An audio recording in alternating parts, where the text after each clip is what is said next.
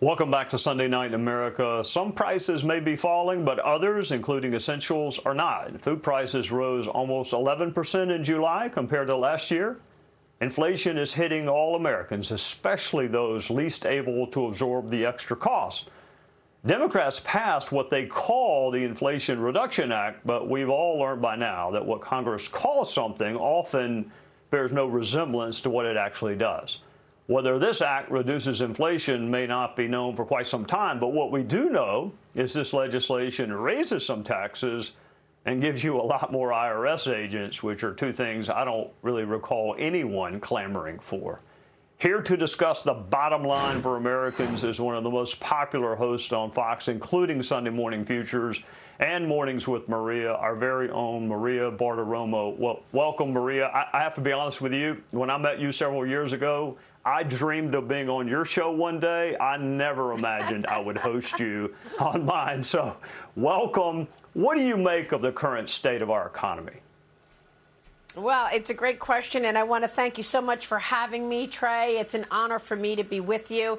I think we are in a major slowdown right now. We did have 2 quarters of contraction. First half of the year, contraction, which means the economy shrank. We are right now in the midst of earnings season where a number of companies are telling us that the rest of the year will be a lot slower than the first part of the year, and we may very well be in a recession right now, and that will deepen later this year and into next year.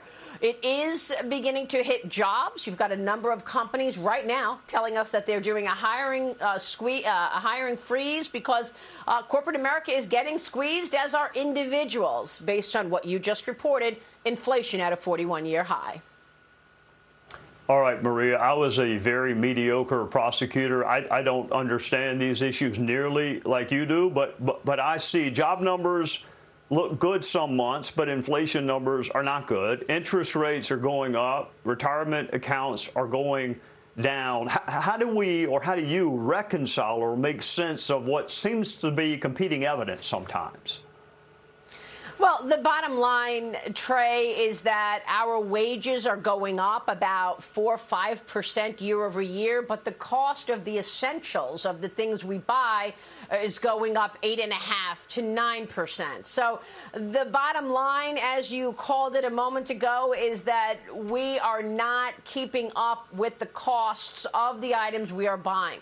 Just take essentials: food, fuel, and rent.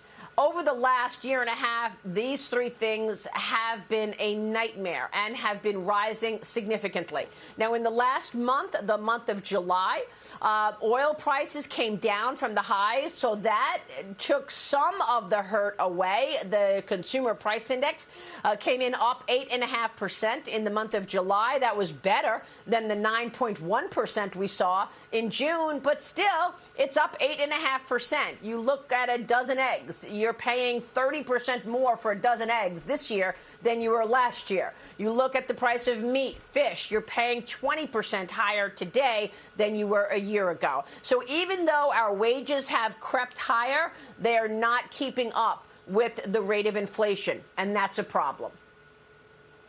All right, let me ask you kind of a broad question that's at the intersection of economics and politics.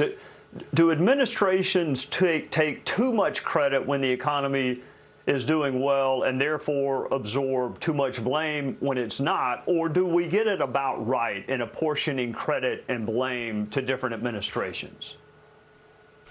Well, all the administrations from, years and years back have tried to take credit for a strong economy.